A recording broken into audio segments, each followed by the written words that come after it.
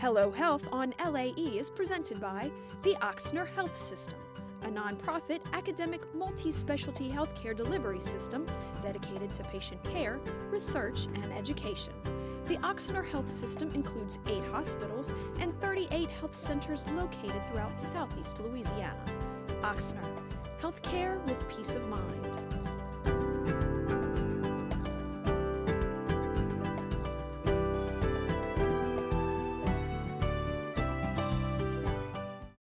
When Rose first started with us, she was just coming out of the hospital. It's been a better situation. I can always depend upon her to help me. I'm home, and that makes me happy. We're here to get her back into her routine and be able to live the life she wants to live. It's an honor to be trusted with that responsibility.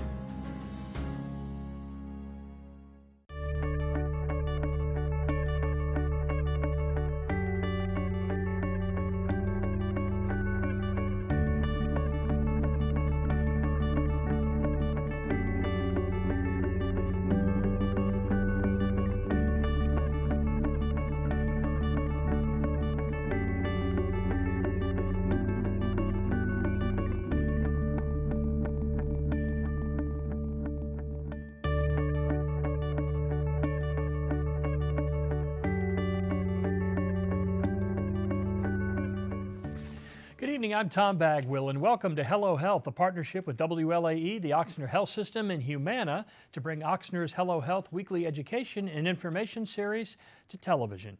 Tonight's guests, 2 cardiovascular experts, Dr. Sangeeta Shah and Dr. Thomas Young. Our topic, adult congenital heart disease. In the second half hour of our program, we'll be taking your questions, as we always do, live by phone at 504-866-3200. That's 504-866-3200. And questions by email, too. You can email your questions to us right now at hhquestions@wlae.com. I'll ask you to hold off on the phone calls for just a short while. Well, tonight on the program, we first welcome back Dr. Sangeeta Shah. Dr. Shah grew up in New Orleans, received her medical degree from the Louisiana State University School of Medicine. She then completed her internship and residency at the Ochsner Clinic. Dr. Shah currently serves as co-director of the Adult Congenital Heart Program and also as director of the Cardiovascular MRI Program at the Ochsner Heart and Vascular Institute. Dr. Shah is board certified by the American Board of Cardiology, Internal Medicine, and Nuclear Cardiology, and is board certified in adult congenital heart disease. Dr. Shah has been with the Adult Congenital Heart team at Ochsner since 2005. Also joining Ochsner at that same time, Dr. Thomas Young, who earned his medical degree from the Medical College of Virginia. After graduation, he remained there to complete a combined internal medicine and pediatrics residency, serving as a chief resident before completing a fellowship in pediatric cardiology. He's from Virginia. Dr. Young specializes in pediatric cardiology, and his areas of special interest include adult congenital heart disease and pediatric heart transplants. Dr. Young is board certified by the American Board of Pediatrics in Pediatric Cardiology and the American Board of Internal Medicine in Adult Congenital Heart Disease. And as I mentioned, he's been there since 2005 too. We are pleased to welcome to the program cardiologists Sangeeta Shah and Tom Young. Good to have you both with us tonight. Thank you. Thank you for being here. Well, Dr. Young, let's start with you. What is congenital heart disease? So basically, congenital heart disease is heart disease you're born with. So these are kids who are born with heart problems.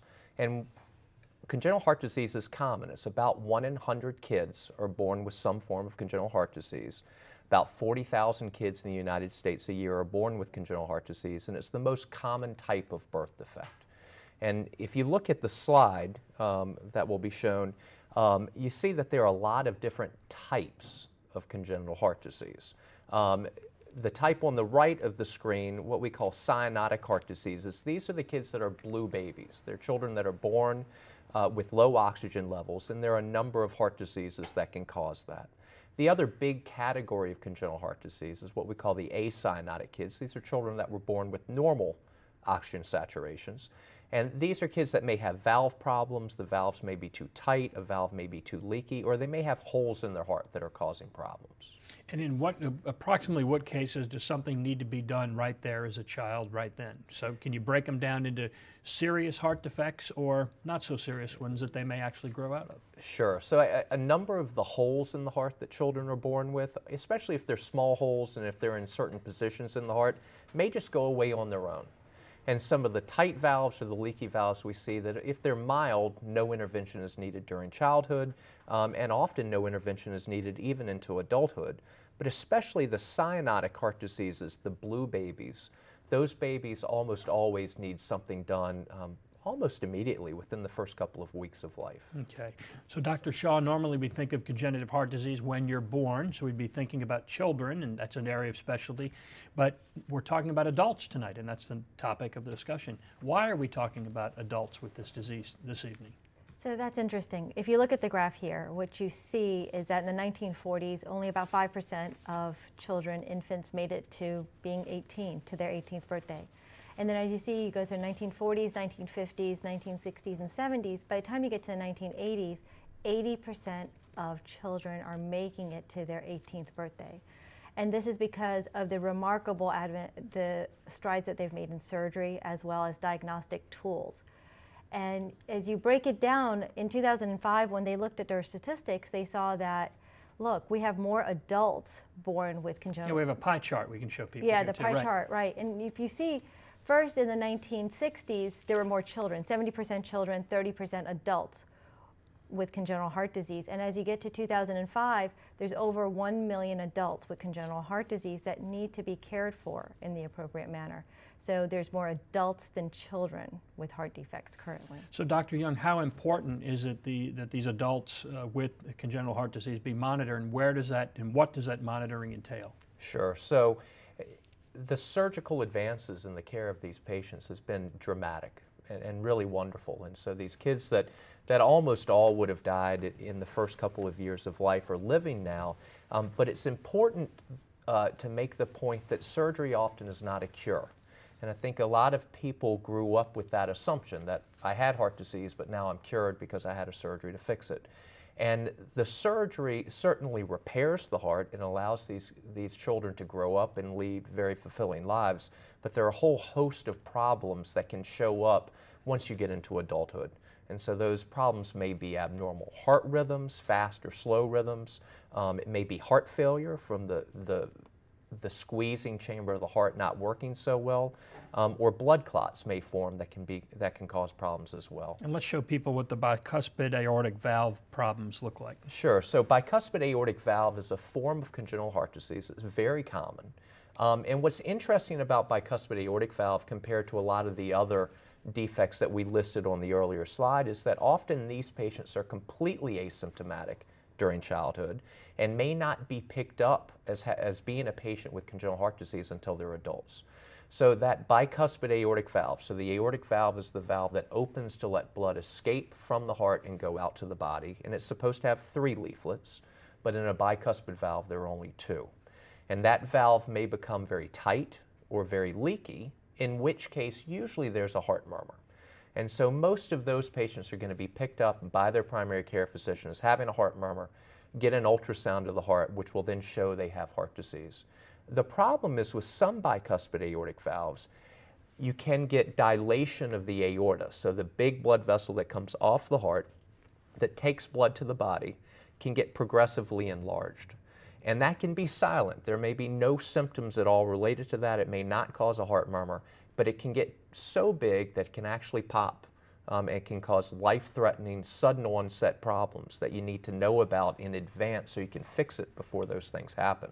Are some of these problems that develop due to just the size of the heart growing? Because right, if your heart is about the size of your fist, as an adult, I'm assuming that's probably the same when you're born, but the size of your fist grows. So is some of it you just outgrown the repair? Well, that does happen in some of the heart diseases we see, and especially some of the complex surgeries that as the heart grows you can develop leaks or tight areas because of the growth of the heart. It often sometimes works in our advantage though. A baby that's born with a small hole in the heart, that hole may be very big for a baby, but once they're grown up, it's not such a big hole anymore. Okay. Dr. Shah, where should these patients be followed? We've talked about it's important to follow them, but where should they be followed?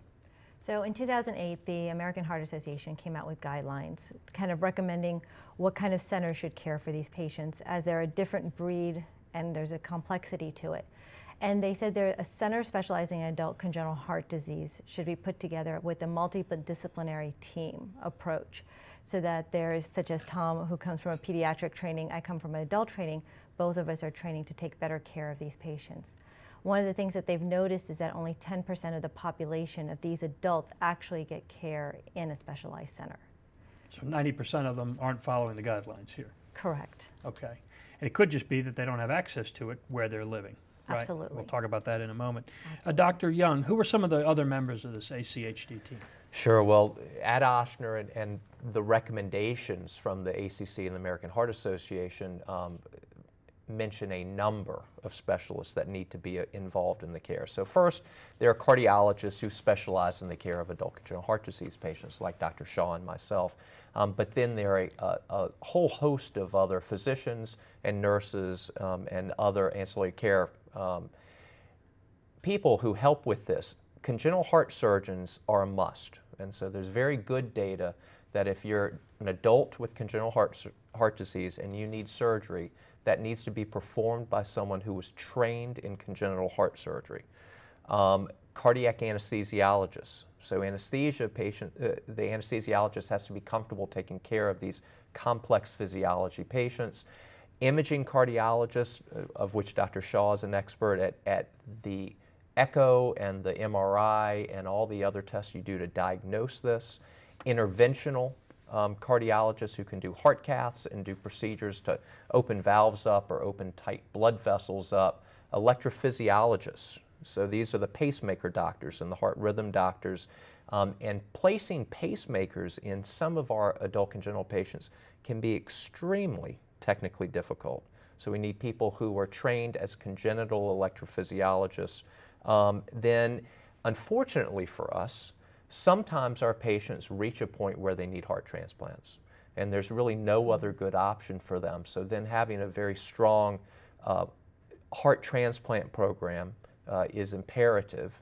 The other side of that, often our patients get pregnant, and so having high-risk obstetrics and geneticists to help with kind of family planning, because some of these heart diseases can run in families, is very important. And finally, pulmonary hypertension specialists are important as well. All right, we'll talk about pregnancy as it relates to this disease here in just a couple of minutes.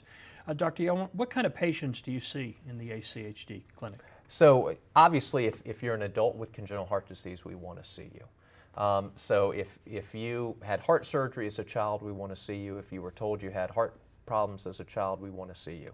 Now, not everyone needs to be followed forever in the big adult congenital regional program. And so some of the more simple lesions can be followed locally by a cardiologist in the small town. But there is a recommendation that at least once you should be seen in the adult congenital program to make sure that's the case. But the more complicated patients, we're going to be seeing you every 6 months, every year. What are some of these syndromes we see listed? And we'll show those back in just a moment here. If we can put those back up. What are some of these symptoms we're talking about? Sure. So a number of syndromes, genetic syndromes that kids may be born with, are associated with congenital heart disease and have a very high likelihood of that patient having a congenital heart problem. Down syndrome is probably the most common. So we see a lot of adult Down syndrome patients in our clinic, but there are a number of other syndromes like Noonan syndrome and Turner syndrome, Williams syndrome, what we call DeGeorge syndrome, and also Marfan syndrome. Okay. Dr. Shah, do you have to worry about adult heart problems in most of these patients?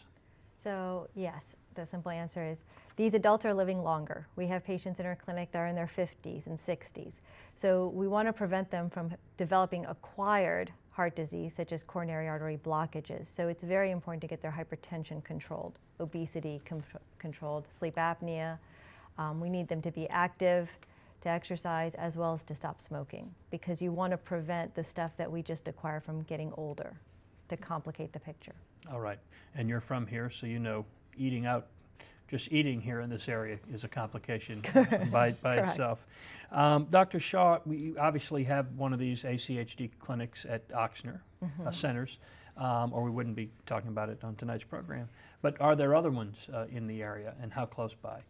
So as you can see on the map here, the Adult Congenital Heart Association is a wonderful website that shows patients where they can receive care. For Louisiana, currently we are the only center that's been listed on the Adult Congenital Heart Association, meaning that we fulfill their criteria of specialization, providing the personnel we need as well as the patient volume. The other programs, as you see, are in Texas as well as in Mississippi. Okay, we're a big state, and I know Ochsner's all around the state too. But what advice would you have for someone who, say, lives in Shreveport or something like that, who might not be able to get here on a regular basis? What sorts of questions should they be asking their hospital? What are sort of the minimum? This is the the optimum program, but what are sort of the minimum things that someone who's had issues with congenital heart disease should be asking of their healthcare place? So I think I would ask their practitioner on how many patients they see with their disease process, and start with that, and then ask if they have contacts. I would just ask my physician, how many patients with, say, bicuspid have you taken care of, or with transposition have you taken care of, and then ask them if they know contacts. Remember, Tom and I would answer our phone calls. We have taken phone calls from other places. Also, Tom does some outreach clinics currently. So you want to, since your disease process, there's so few patients in every single area, you want to make sure your doctor has some exposure, and if they don't have exposure, they have someone that they can call. Okay, good advice. Dr. Young, how is congenital heart disease usually diagnosed? Is it all, you mentioned sometimes we find it in adults who didn't even realize it when they had it were children, but when they were children and then as adults, is it usually found by a primary care physician when you say breathe in, hold your breath, breathe out? What are they listening for, and how is this normally discovered? Sure. Congenital heart disease very commonly is diagnosed because the physician hears a heart murmur. And heart murmurs are very common. 80% of kids will have a heart murmur at some point, but every once in a while it is a sign of congenital heart disease. And so those children often are sent to a pediatric cardiologist who then does an echocardiogram, an ultrasound of the heart that diagnoses the heart problem. Sometimes the diagnosis is made very acutely. The baby's born and the baby doesn't do so well. Maybe the oxygen levels are too low, or this child isn't eating well, or isn't breathing well, and an emergent consult is called, and an ultrasound diagnoses that congenital heart disease as well. But then we do see adults who went all the way through childhood without anyone realizing they had congenital heart disease. And often they may present as adults with exercise intolerance, getting out of breath real easily. Maybe someone gets a chest x-ray, their heart looks a little bit enlarged, and that leads to an ultrasound as well. Okay. Well, Dr. Young brought up the question of exercise. So, Dr. Shah, when most younger patients have congenital heart disease, I think they're told to be very careful with exercise, but when they become adults, the story changes a little bit?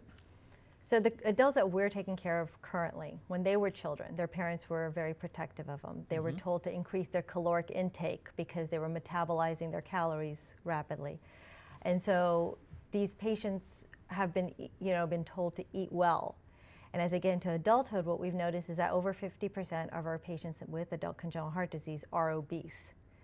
When obesity settles in, the acquired heart disease comes in. Run into the other problems that we all get. Correct. Right. And once again, that just complicates the picture. So what we know is that just walking every day for 30 minutes is a great exercise and a good way to reduce their risk factor for acquired heart disease. Very good.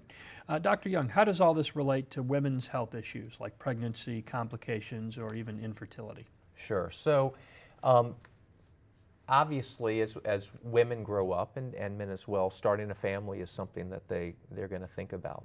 And birth control is often a big part of the conversation we have with our patients, because patients may not want to have children, or they may be concerned about the health effects of having children if they have heart disease. It's important to understand that in some of our patients who are very prone to blood clots, the standard birth control pill that usually contains estrogen and progesterone can increase your risk of having clots.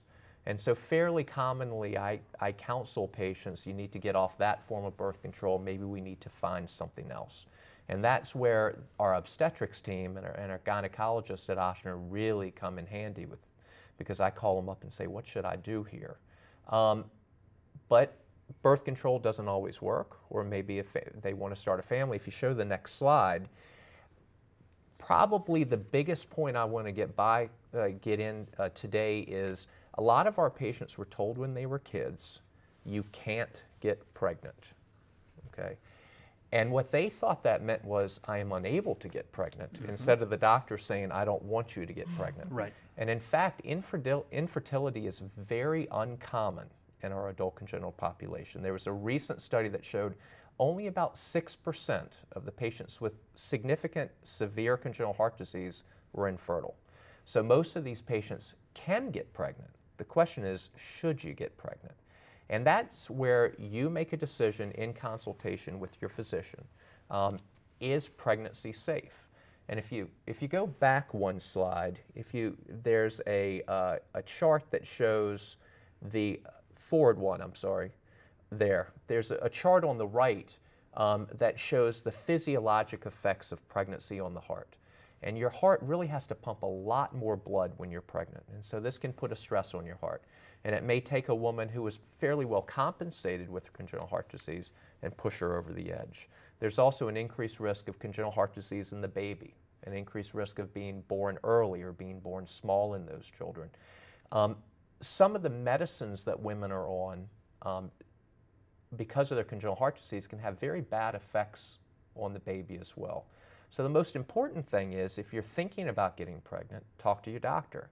Most of our patients can safely carry a pregnancy. Most of our patients can safely have a vaginal delivery, but you want to talk to the doctor first, kind of get a tune-up. If there's something that we need to fix before you get pregnant, you want to do it then instead of waiting until you're pregnant and then problems are starting. Makes sense. And this final slide? Sure. So this slide shows that taking care of a woman with congenital heart disease who's pregnant takes a big team. So you have the congenital heart disease doctors, but you also have the high-risk obstetricians, the obstetric anesthesiologists, and a whole host of other team members to care for those women. All right, very good. Now, Dr. Shah, you wanted to take us through a case study. You're going to do that, and we've actually brought along a video as well. Sure. So this is one of our typical patients in our congenital heart clinic. She presents, she is, can I have the next slide? She's 26 years old about, and she's concerned because she's had congenital heart disease. I think we're actually, there we go. Okay, good. Sorry, she's 23. Yeah. She has tetralogy of Fallot. She has not seen a doctor since she was 18, which is very typical. They leave home and they're feeling well. She's married and she's concerned about pregnancy. She's been doing well. She says she occasionally has palpitations for that last a minute, but that's about it. So what do we do for these patients? And all these patients, of course, get an EKG. That's the hallmark. It's an easy test. It shows us the electrical system of the heart. And there's some abnormalities that we do observe in patients with tetralogy of Fallot. But most importantly, they undergo an ultrasound of the heart, which you see the images. And in the first movie on the top, what you notice is that in this heart, what's on the right of your screen is your left ventricle. That should usually be bigger than what's on the left of the screen, which is your right ventricle. So in a patient with tetralogy of Fallot, as in this case, her right ventricle has gotten much bigger over time. And we have to figure out, well, why is it so big? And what should we do about it? So when you go to the next slide, you see that she has wide open leakiness of her pulmonary valve. And this was intentional. The surgeons did this. You have to understand what tetralogy of Fallot is to understand why her heart looks like that today at the age of 23. So when you go to tetralogy of Fallot, and there's a slide of a picture of what tetralogy is, basically you get a hole in your heart between the ventricles. You get some kind of blockage of blood going through to your lungs, so you get pulmonary stenosis. And because of that, you get a thick right ventricle. What the surgeons do for this, and on the next slide it tells you what the surgeons do, is they close the patch of the hole with a patch, and then what they do is they open up the pulmonary valve. When they open up the pulmonary valve, there's no pulmonary valve there, so it's leaking. So over the 23 years, she's had a leaking pulmonic valve, which causes her right ventricle to become much bigger. Let's move to the next slide there, and I think we can Okay. see what the doctor's talking about there. There we go. And so if you get a leaky pulmonic valve, that might change your exercise tolerance. And this is showing most of our patients undergo a stress test. And we look at how far they go. We know based on the graph where they should be for their disease process. So a tetralogy of Fallot should be somewhere around in their 20s on their exercise capacity. She was much below that. So it tells us her right ventricle is big based on the ultrasound of the heart, and her exercise tolerance has been decreased. So therefore, she would need a pulmonary valve replacement for her to undergo a pregnancy safely. And so usually this would be a surgical endeavor. After she recovers from surgery, then we have to decide what her risk of pregnancy that Tom alluded to is. And so she sees a geneticist to see what her risk of pregnancy is. And then we see, well, what's the complication risk for the mother as well as for the baby? And we have various risk scores that we can do to determine that. Also, most of her pregnancies can be vaginal delivery. Now, someone might say, okay, so she had the baby, and she did. She had a successful delivery. What happens to her afterwards? And with her new advents is if she has a complication in the future, she may not need open heart surgery. We are now putting valves in through the groin percutaneously without open heart surgery. So if she needs another pulmonary valve, she could undergo that without a major surgery. Very good. We'd like to invite you right now to call us with your questions about adult congenital heart disease for either of our cardiologists. The phone number to call is 504-866-3200. That's 504-866-3200. Or you can send us questions by email too at hhquestions@wlae.com, and we do have lines open.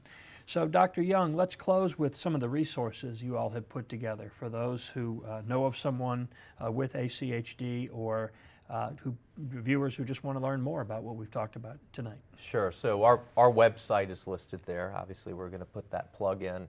But there are a number of wonderful resources for adult congenital heart disease patients, and many of them have been patient-driven. This is a highly motivated, educated group of people who have really forced us as physicians to kind of get involved. These patients are highly motivated. The American Congenital Heart Association, the ACHA heart.org, is a great resource for patients, and that is a patient-driven website. The American Heart Association site at heart.org is great, and I wanted to put a plug in for Camp Bon Coeur, which started as a summer camp for children with congenital heart disease, and every year they have a number of our patients that go, and these are kids that often couldn't go away to summer camp because of their heart problems, but they learn about their heart disease.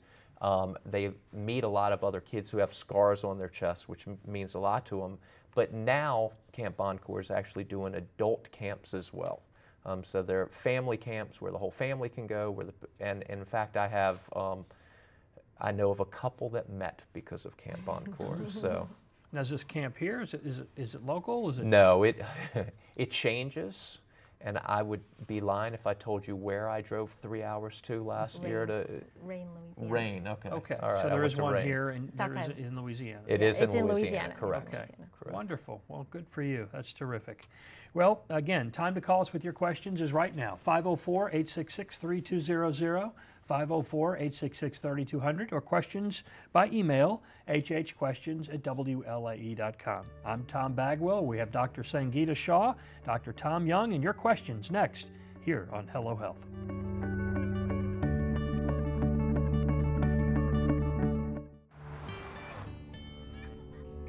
They say that when you're facing extreme danger, your life flashes before you. If you think that's sad, consider facing it before you even have enough life to flash before your eyes. Deaths and injuries can be prevented by using the right car seat. Visit safercar.gov/the-right-seat to know what is appropriate for each age and size. You're watching WLAE, New Orleans Public Television. Find us on Facebook and follow us on Twitter.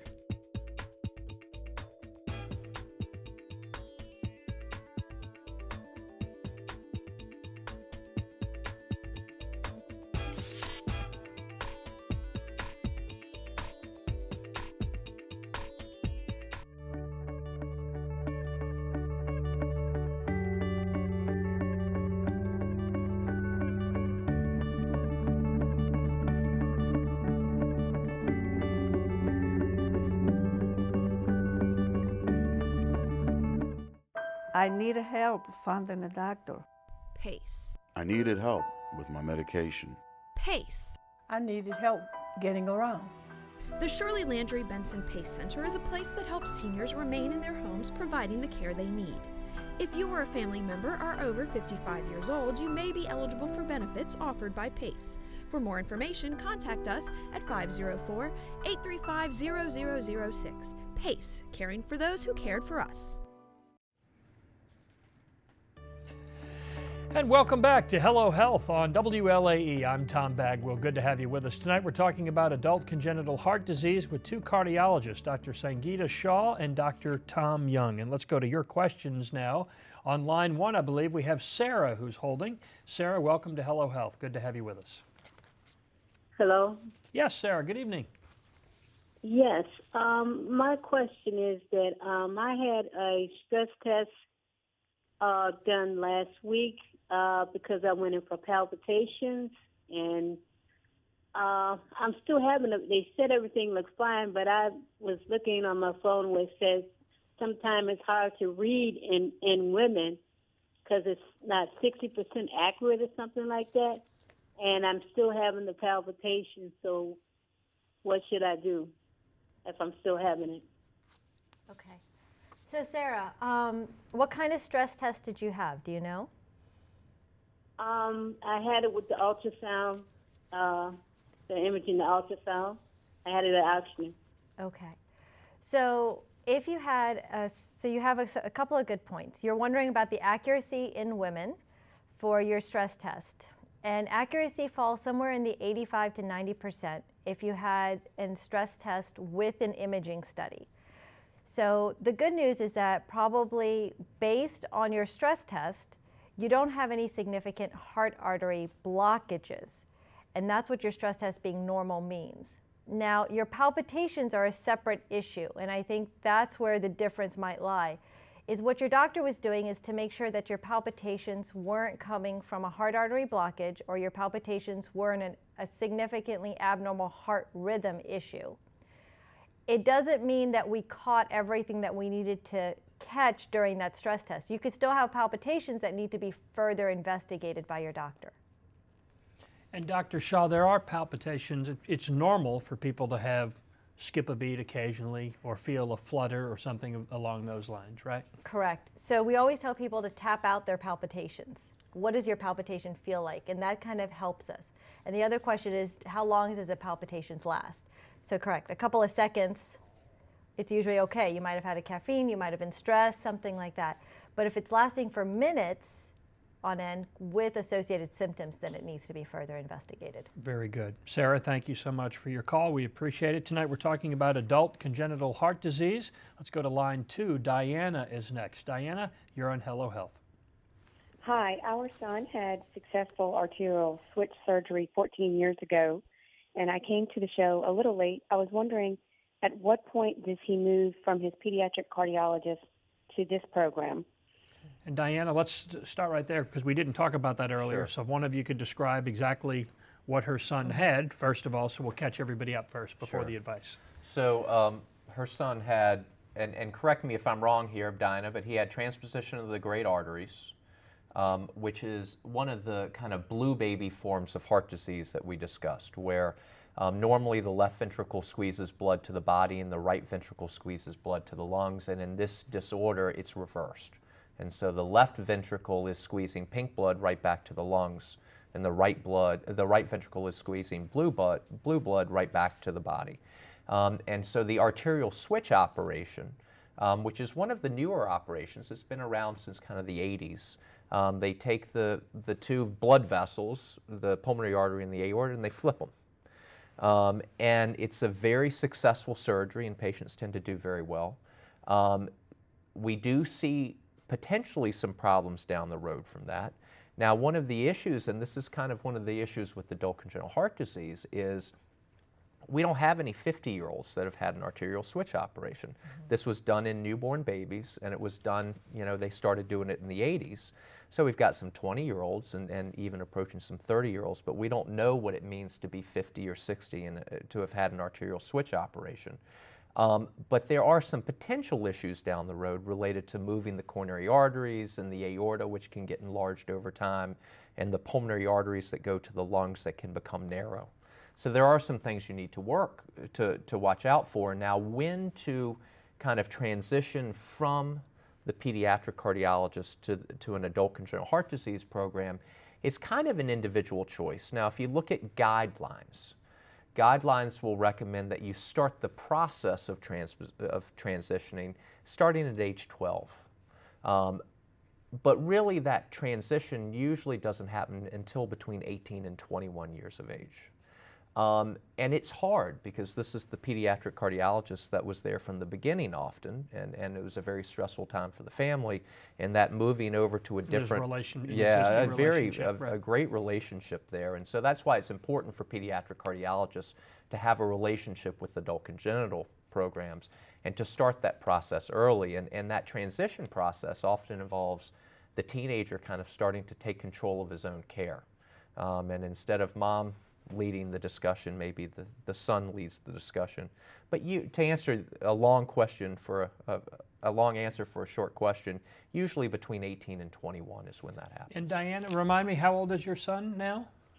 He is 14 and a half. Sure. Okay, so that decision time is coming. And did that answer your question, give you some guidance? Yes, thank you very much. Thank you, Diana, and best of luck to your son as well. Our phone number is 504-866-3200. That's 866-3200. Back to the phones, line 4. Stephanie is next, calling us from Metairie this evening. Stephanie, you're on Hello Health. Good to have you. Hi, thank you.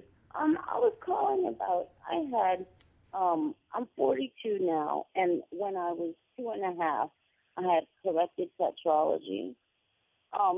And I'm experiencing rapid heartbeat fairly frequently. Like sometimes it will go up to 112, even 120 when I'm just sitting still. And I was wondering if this is a result of that. I haven't had any checkups since I was 23. And I don't know if this is something that's a result of the corrected tetralogy or if it could be something else. Or. Sure. And for context purposes, a normal heartbeat at rest would be about how many times? 70 to 80. Okay, so it gives us some context. Yeah. So interesting.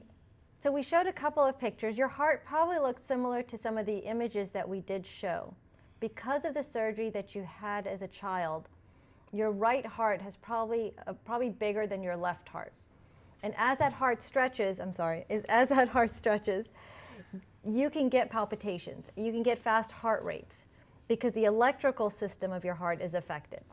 So it's probably wise for you to see someone, a cardiologist or someone that does adult congenital heart disease, to see if your palpitations could actually be corrected and your symptoms can be helped.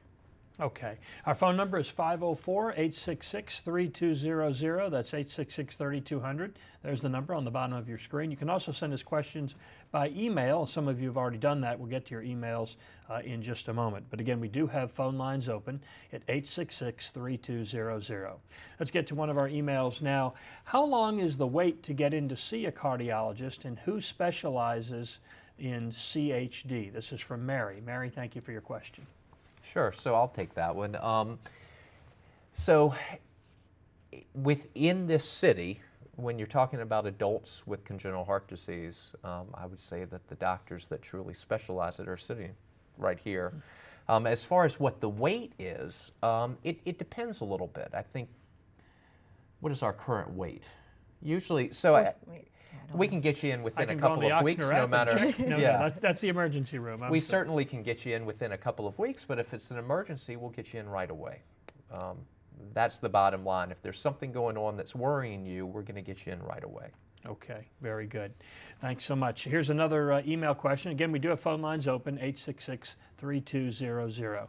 Why is it so important to tell my dentist I have congenital heart disease? Also, and then we'll save the second part for just a moment, why should the dentist know that? Well, because certain congenital heart disease have a higher rate of infection of your heart.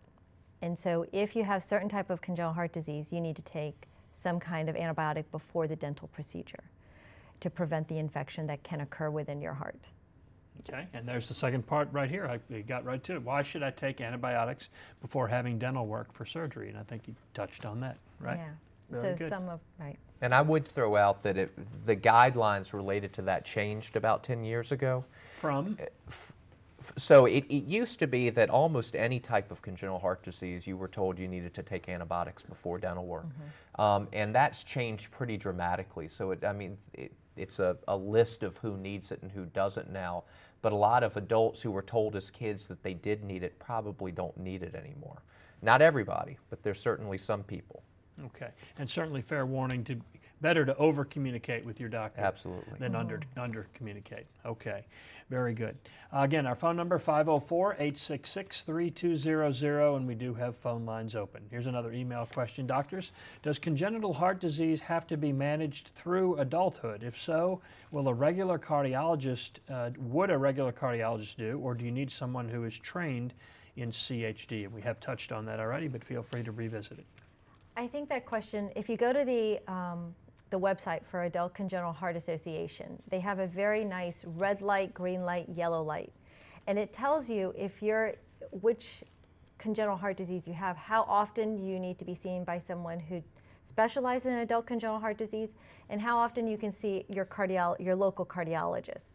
So if you have complex congenital heart disease, it'll list all the different types, and those people need to be followed yearly. But if you have a congenital heart disease that's simple, in the green light category, then you could be just seen once and followed up by your local cardiologist from then on out. Okay, and that is which of the sites again? We'll put those up at the end of the program. Adult Congenital Heart Association. Adult Congenital Heart Association. I think it's ACHA. Heart.org. Heart.org. Okay, very good. And we'll show you those again before we leave tonight's program. Always curious to ask our guests how they ended up in their area of specialty. So Dr. Young, we'll start with you and then over to Dr. Shah. Sure. So I did what we call a med-peds residency, so internal medicine and pediatrics. I think probably because I was wishy-washy and it was the broadest thing I could do. With plans to do primary care, but then when I did a pediatric cardiology rotation, I loved it. And so really enjoyed taking care of congenital heart disease, but because of my training in internal medicine, it was kind of a logical thing for me to take care of adults as well, and have really grown to love it. And how did you end up with us here in New Orleans? All the way from Virginia. Married a girl from New Orleans. All right, that'll do it every time. Very good. Dr. Shah, how did you end up in this area of specialty? So in medical school, I loved cardiology, but wasn't a pediatrician by heart. And so I did internal medicine, then I did cardiology, but just loved structural heart disease and loved the connections and the physiology of it, and kind of kept pursuing that. Anything to do with your family? Because I know you've had some family challenges, right, in the area of cardiology. Was that anything that led you into wanting to help your own family? Sure. It's just the physiology, yes, and how many strides we've made in just congenital heart disease in itself, and how much care these people need as they get older. So you feel like you're helping everybody that made it through those difficult times that we've talked about as children, the parents going through such a difficult time over, and helping them get through adulthood is just fascinating and rewarding. Our phone number again is 504-866-3200. That's 866-3200, and we do have phone lines open. Here's another email, doctors. If my mother had CHD and I have had no problems so far at age 40, is there any proactive testing that I should be doing? This is from Janine. Janine, thank you for your question. Dr. Young? So a little bit depends on what the congenital heart disease was. And so if mom had very severe kind of cyanotic congenital heart disease, by age 40 you would know if you had that. You would have known it very early. But we use the bicuspid aortic valve as an example of someone that may not get diagnosed until they're much older. And so I think it's worth finding out what mom had and then talking to your primary care doctor about it and investigating whether that's something that needs to be looked into. Okay. Here's another email question, doctors. Is a blood thinner such as Coumadin usually prescribed for those with a hole in the heart? So is Coumadin usually prescribed for people with holes in the heart?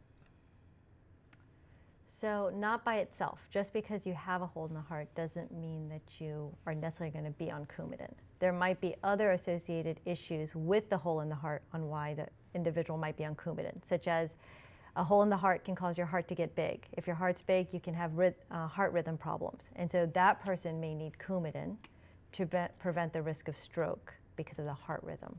Can you think of anything else? And you talked about blood clotting as a potential challenge too earlier, didn't you? Yeah, I think the risk of fast heart rhythms causing clot in the heart and then causing strokes, or otherwise if you also had a mechanical valve placed, that's really the only two reasons I would think.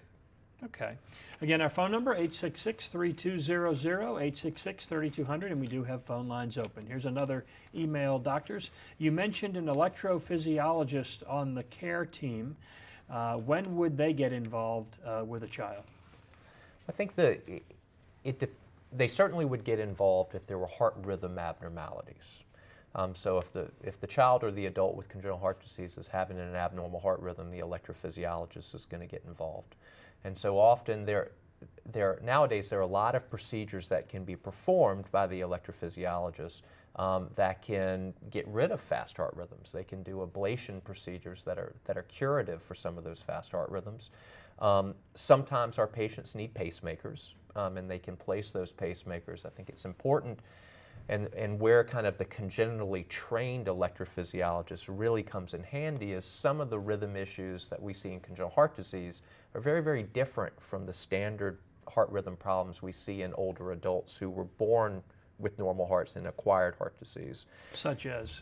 So, for instance, Arrhythmia. atrial fibrillation, which is an extremely common heart rhythm problem that we see in older adults, and we are starting to see it now in some of our congenital patients as they get older, but that's not the standard rhythm problem we see. We see a lot of different types of rhythm issues, but what's also very important is the anatomy is very different. And so if I needed a pacemaker, then it would be placed in a vein up here, and that pacemaker lead would be run down into my heart. And I would have a pacemaker up here and a wire that went down into my heart. Well, a lot of our patients don't have those vein connections from here to their heart. So there's no way to get to their heart through their veins. And so if you have an electrophysiologist that's not used to taking care of congenital heart disease, you could end up going through a procedure that was almost guaranteed to be unsuccessful. Okay. Let's go back to our phone lines now. Again, 504-866-3200. Let's go to Dr. Davi, who's holding us, been waiting patiently. Doctor, welcome to Hello Health. Good to have you with us tonight. Yes.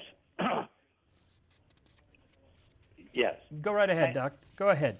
Thank you, Mr. Bagwell. I am very happy to meet and talk to Dr. Shah and Dr. Yang.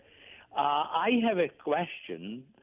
I was treated with stent in 2008, and my regular medicines right now are lisinopril, Plavix, aspirin, and metoprolol. I have been taking it regularly. I haven't had any problems so far. And every year I go for normal annual checkup twice with a cardiologist. And stress test, I go once a year. My question is, how long should I continue these medicines? And is it necessary? I have stopped Lipitor for reasons that I was having a muscle pain and in the legs and all that. So I have reduced taking Lipitor or Atorvastatin. But my problem is, how long should I continue to take both Plavix and aspirin and metoprolol and lisinopril? And what is the function for each? Dr. Davi, do you mind if we mention your age, which again would give? No problem. Okay. 78. 78, and a young 78 at that. Go right ahead. I'm going to assume that this stent is in one of your coronary arteries. Is that correct? Doctor? Yes. Okay. And then I'm going to let you take this thing. Hand off. Hi, Dr. Dave.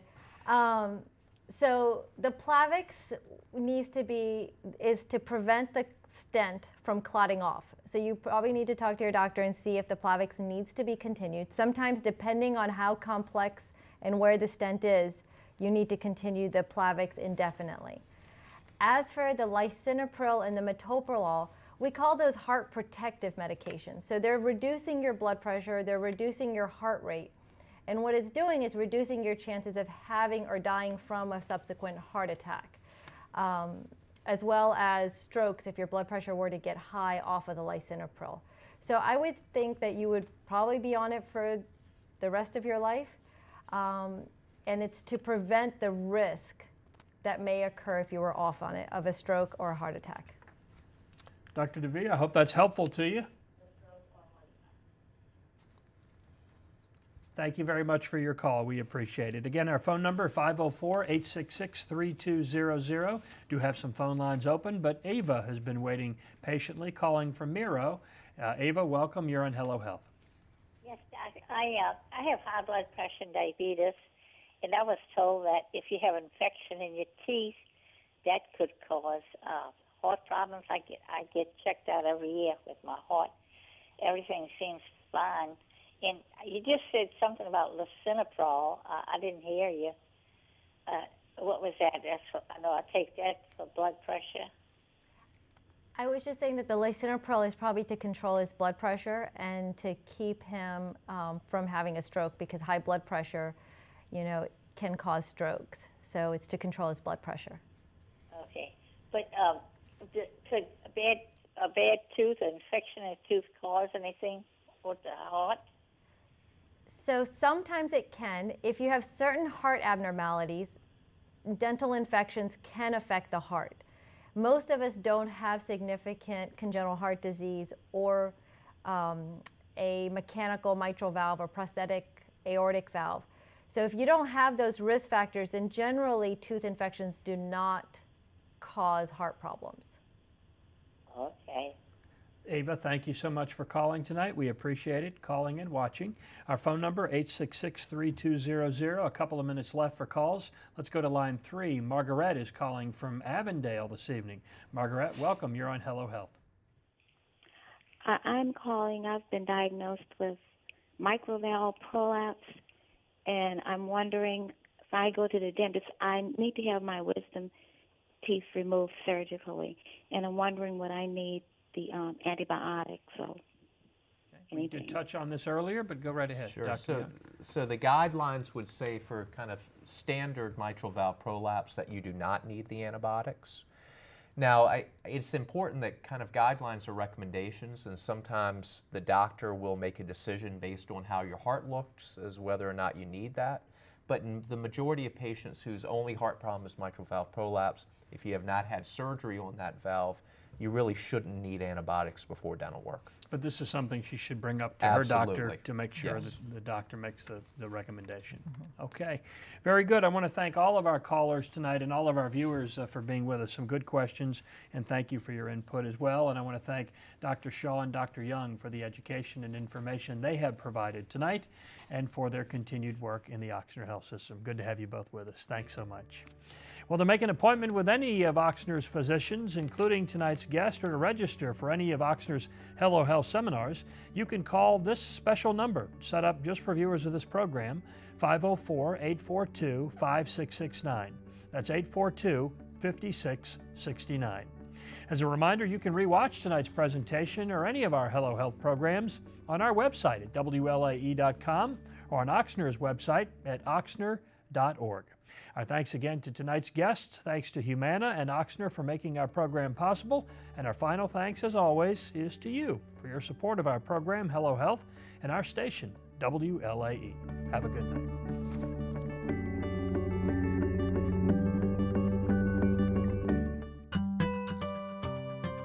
Hello Health on LAE is presented by the Oxnard Health System, a nonprofit academic multi-specialty healthcare delivery system dedicated to patient care, research, and education. The Oxnard Health System includes 8 hospitals and 38 health centers located throughout southeast Louisiana. Oxnard, healthcare with peace of mind.